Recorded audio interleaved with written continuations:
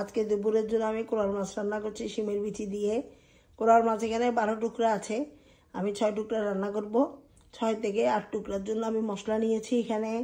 এখানে আমি দিয়েছি পেঁয়াজ, হলুদ লবণ দিয়ে ভালো করে মাছের পিসগুলো আমি ধুয়ে নিয়েছি। এখন একটা টুকরিতে উঠিয়ে নিচ্ছি যাতে পানিটা পরিপূর্ণরূপে ঝরে যায়। এখন টুকরিতে উঠিয়ে তারপরে মশলা কষাতে দিয়েছি। মাছ দেওয়ার পর আমি সাথে সাথে উল্টিয়ে দিয়েছিলাম। এখন 5 মিনিটের জন্য মাছটাকে কষতে দিয়েছি। মাছ যত বেশি কষাবেন তত বেশি মাছের ভিতরে মশলা ঢুকবে। নরম মাছ বলে আপনারা ভয় পাবেন না, এটা কিন্তু নরম মাছ না।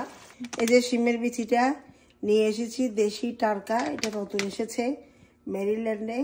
এই শিমের বিচিটা আসলে খুব ফ্রেশ।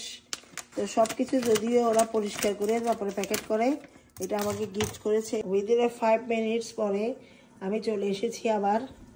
এখন ঢাকনা দিয়ে আপনাদেরকে দেখাচ্ছি, দেখেন কি সুন্দর কালার এসেছে এবং কত সুন্দর লাগছে মাছগুলো কিন্তু এখন আর নরম নেই। মাছটা উঠিয়ে নেওয়ার পরে মশলাটা দেখেন, এখনও কিন্তু চুলো ছোট আমার। মাছটা আস্তে আস্তে করে উঠিয়ে নিয়েছি। তারপরে এই যে শিমের বিচি রেখেছি। শিমের বিচি দিয়ে কি কোরাল মাছ খেয়েছেন আপনারা? না খেয়ে থাকলে ভালো করে উল্টিয়ে পাল্টিয়ে এভাবে চুলা ছোট করে দিয়ে মিডিয়াম আঁচে দিয়ে ঢাকনা দিয়ে আরও 10 মিনিট ধরে কষাবো। কষানোর পরে যখন দেখবেন যে মশলা নিচের দিকে লেগে যাচ্ছে, ঠিক তখনই শিমের বিচি দেওয়ার পরে আমি 10 মিনিট পর ফিরে এসেছি। চুলা কিন্তু মিডিয়াম আঁচে আছে, আল্লাহর কম আছে এই যে দেখুন একদম কম আছে, ঢিমে আছে রেখেছি।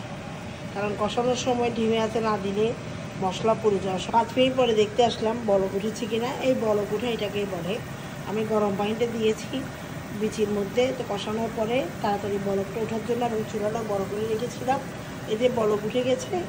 এখন ঢাকনা মাছে দেওয়ার জন্য 2টা টমেটো কেটে নিয়েছি টুকরো করে, আপনারা যেভাবে ইচ্ছা কেটে নিতে পারেন। ধনেপাতা কুচি, কয়েকটা কাঁচামরিচ, লেবু আমি আগে ব্যবহার করেছি সেজন্য লেবুর টুকরোটা রয়ে গেছে, ওটা রেখে দিলাম। আজকে অনেক কিছু রান্না করে। কোরাল মাছকে বেশি সেদ্ধ করার প্রয়োজন হয় না। 5 মিনিট পর আমি ফিরে আসলাম, অলরেডি মাছটা সেদ্ধ হয়ে গেছে। কোরাল মাছ কষাতে কষাতে কিন্তু অর্ধেক সেদ্ধ হয়ে যায়, সেই জন্য আমি শিমের বিচির মধ্যে দিয়ে ঠিক 5 মিনিট পরে ফিরে আসলাম। চলে আসলাম ঠিক 5 মিনিট পরেই। তো এই কালার খুব সুন্দর কালার এসেছে। এখন আমি ধনেপাতা কুচিটা দিয়ে দিচ্ছি। ব্যাস হয়ে গেছে মজাদার কোরাল মাছ দিয়ে শিমের বিচি রান্না। আরেকটা টিপস আপনাদের সাথে শেয়ার করিনি, ভুলে গিয়েছিলাম, সেটা হচ্ছে শিমের বিচি রান্না করার সময় অবশ্যই একটু পানি বেশি করে দিবেন যাতে ঝোলটা একটু বেশি হয়। কারণ শিমের বিচি পরবর্তী সময় ঠান্ডা হতে হতে ঝোলটা টেনে ফেলে